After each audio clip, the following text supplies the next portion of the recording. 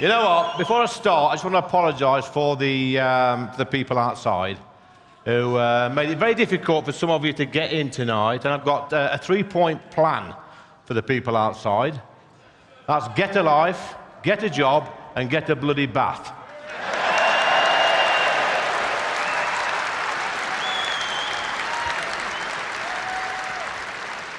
Last September, I stood at the NEC in front of 4,000 true British patriots who came to hear us speak. And I remember at the time saying to Nigel that this time next year, there would be 8,000 people turning up.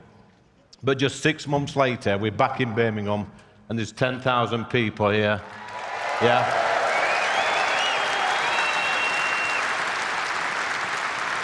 Backed up by a membership army of 220,000 people. No one can stop us, so thank you for coming here today. We really appreciate it. I've got one thing to say to you. I want my country back.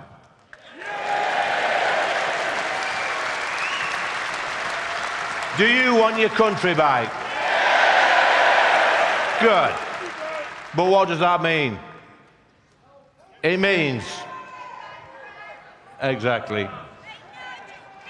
I want a country where people can book a same-day GP appointment. They can book a dental appointment. They can feel safe on our streets. They can be confident that our borders are safe. They don't have to worry about paying for the fuel bills. They should not be scared to speak their minds. And finally, I want to live in a country where our kids can go to school and not be told they could be 72 different genders.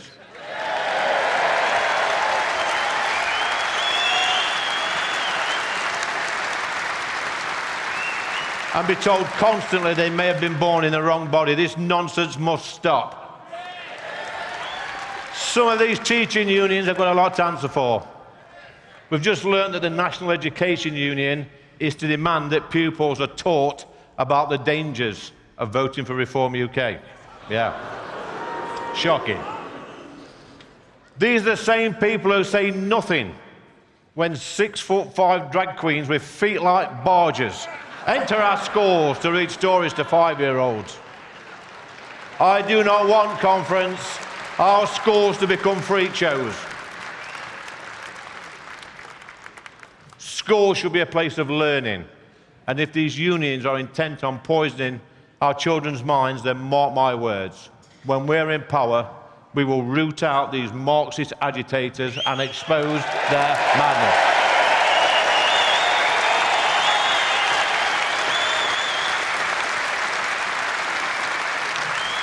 They are a danger to our children. We know that. Conference, over the past 1,000 years, this great country of ours has led the world in science, innovation, technology, medicine, culture, democracy, and we've invented over 50% of the world's inventions.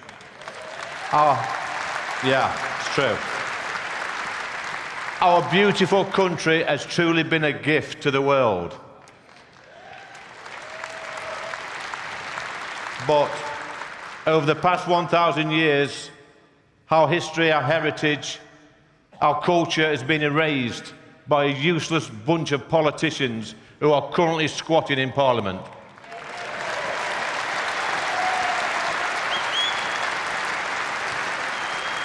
Over the past 30 years, successive governments have systematically given large swathes of our country and our society away to people who just do not like what we stand for. These spineless, weak politicians allow people who hate us to rip down statues, cancel our historical heroes, and they continually apologise for our past. And you know what? Anyone who speaks out against this nonsense gets labelled a racist. But have no fear. Reform UK are here. We're going to rescue this country.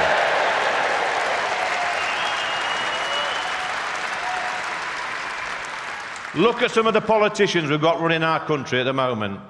We have a public health minister who thinks it's okay to identify as a llama. You've heard that one, haven't you? We've got Rachel from accounts. Her CV looks like it was written by Walter Mitty. We've got the unhinged Mad Miliband, who is literally putting up energy prices whilst telling everybody that our bills are coming down. This man could not lie straight in bed.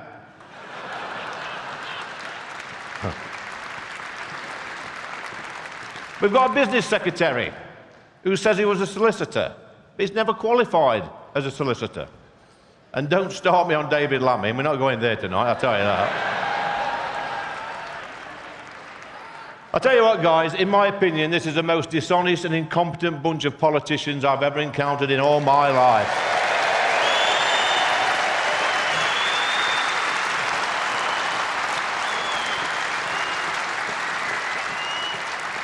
I'll tell you what, I think it's time we brought back the Jeremy Kyle show, just for one episode. We can get all these Labour MPs on the show to explain how their policies will improve our lives. Can you imagine Jeremy Kyle saying, do not go away, because after the break, we've got the results of the lie detector test.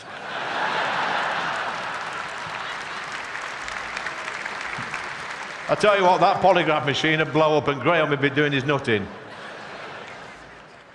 Ed Miliband, he keeps banging on about net zero. I'm fed up of hearing him.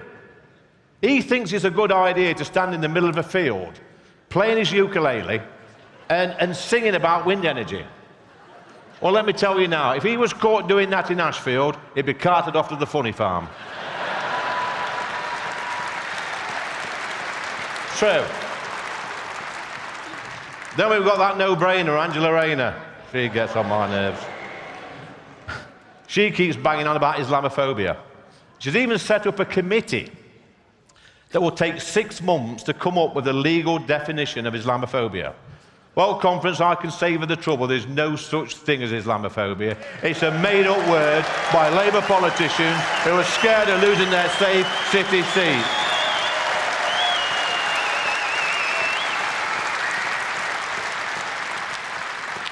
It's madness. That useless mayor in London, what's his name? Mayor Khan. He accused me of being Islamophobic, yet there's no government definition of the word. While we're on the subject, Mayor Khan is destroying and ruining people's lives and businesses in London. And I tell you what, why these local elections are so important, we must not let the rest of the country become like this. That's why we need to get out on May the 1st.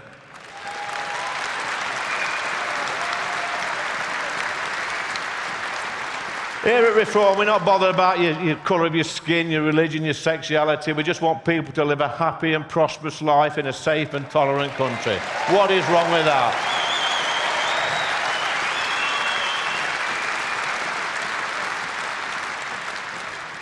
Rachel from Accounts. I tell you what, I wish you'd got bugger off back to Accounts and all the mess she's making the country. She keeps banging on about this £22 billion black hole and that she wants to grow the economy. But I'm yet to visit one single business that is happy with their budget. Businesses are terrified of what the future holds under this Labour government. But guys, we can't stop them. We must fight back. Reform will fight back. We've already seen that the government over the past few weeks have adopted some of Reform UK's policies because they can sense the anger of the British public who are now turning to Reform UK for common sense policies. Yeah.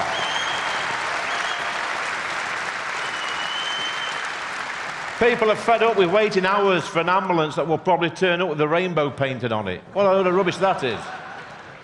People do not want to see police officers dancing the Macarena. People do not want to see NHS workers wearing badges or lanyards that make political statements. They just want the NHS to do their job.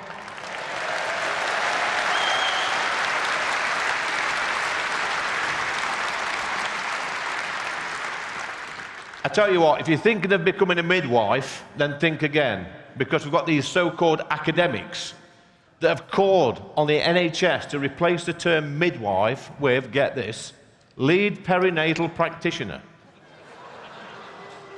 Yeah, and this is to be more inclusive of transgender people. Well, I think we should replace the term I think we should replace the term academics with out-of-touch morons who need to get a proper job.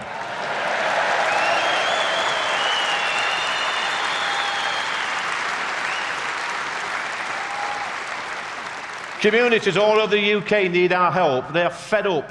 They're fed up with living in fear, fed up of living in crime-ridden communities where the police don't turn up anymore. But it doesn't have to be like that. But it will continue to be like that if we keep electing spineless, useless politicians. Our town centres are becoming no-go areas. Imagine going into your town centre and there's a gang of unruly-looking blokes drinking beer, swearing and being abusive. You turn round, there's another group making threats of violence and intimidating women. And then you turn around again, you see more undesirables arguing with the police and punching people. Sounds a bit like a Labour Party conference.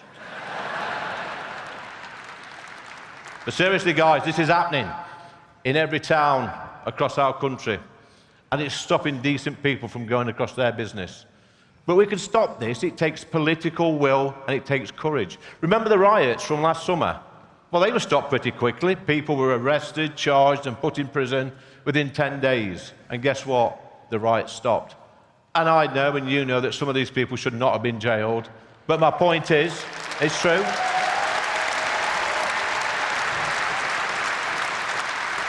But my point is, when people realise there are severe consequences to their actions, then they tend to stop.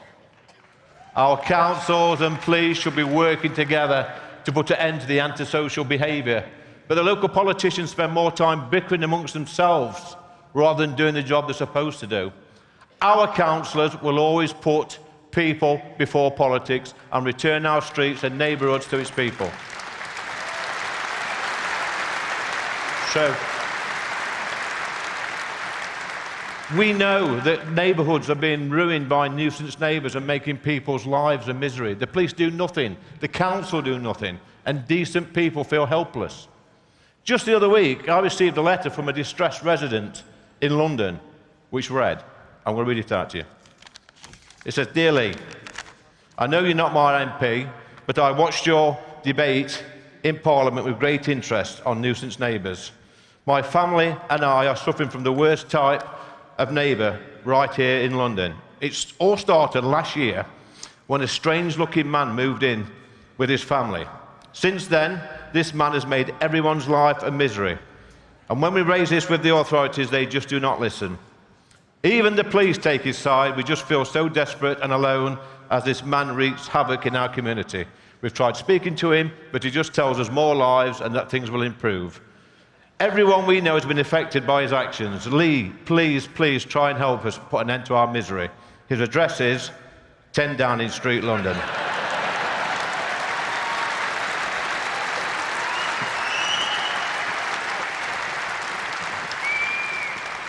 But Conference Reform UK have a huge advantage, and that is the thousands of people we've got out there pounding the streets, delivering leaflets and knocking on doors. We have over 1,500 hard-working council candidates who have put their lives on hold to campaign for us in the May elections. These are the true British heroes. I want to thank each and every one of you, so thank you for that. We have thousands of people who have never been involved in politics in their lives, and they've stepped forward to fight for our great country. Old people, young people, from all different backgrounds are now standing shoulder to shoulder in the battle to save our country. And history will remember these people who stepped forward in our hour of need.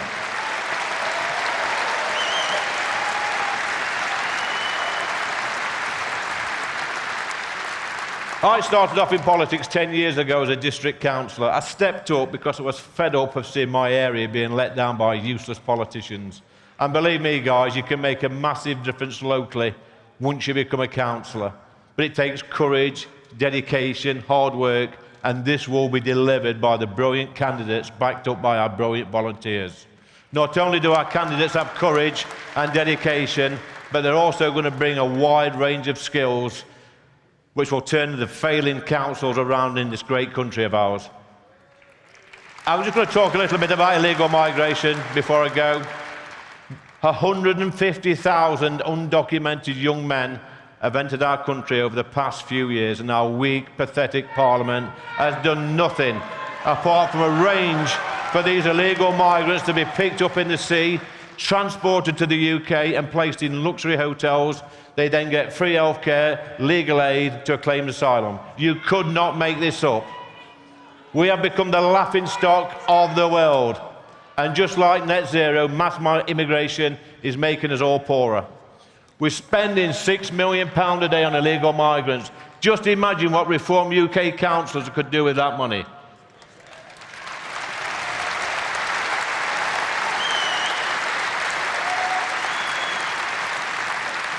The duty of politicians is to make us all feel safe, better off, and spend our money wisely, but they are failing miserably, and it's high time that we kicked all of them out before they trash our country. Conference, this madness needs to stop, and only the People's Army can stop it by making sure we get massive gains on May the 1st. This will be the real first test Reform UK since the general election. And people out there, there's many people out there that want to see us fail, but there are millions of people out there who are desperate for us to succeed. It's true. Our councils need Reform UK councillors that love their country and community. For far too long, they've been served by councillors who have no interest other than picking up a wage at the end of the month. Being a councillor is about public service. It's about fighting for your community. It's about putting people first. And it's about making sure that every pound is spent as if it's your own. And our Reform UK candidates will do this. Guys, we have about 5 or 6 weeks left now for May the 1st. And I know many of you in this room will be going out, pounding the streets, delivering leaflets, helping our brilliant candidates. We've got one crack at this, because next year we've got the Welsh and Scottish elections, and then we've got 2029, the general election, where we're going to put Nigel in number 10. But it starts on May the 1st. Thank you, Conference.